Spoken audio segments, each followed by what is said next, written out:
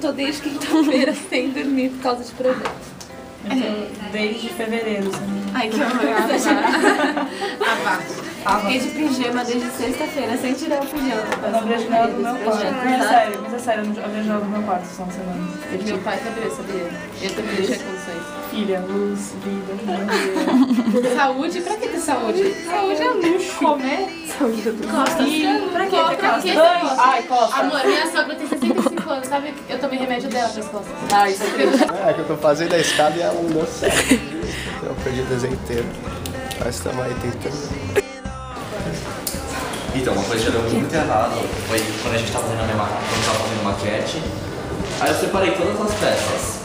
Aí quando, assim, na distração, eu peguei uma base pra corte e quando eu vi, era toda a minha mão. E aí eu cortei, deu tudo errado, fiquei muito bravo na hora. Mas aí não podia, já tava um dia antes da entrega. E eu me estressei muito e foi isso. E a gente ficou 2 noites sem dormir, chegou uma hora que a gente terminou e tinha que pintar a maquete, a gente queria pintar de branco.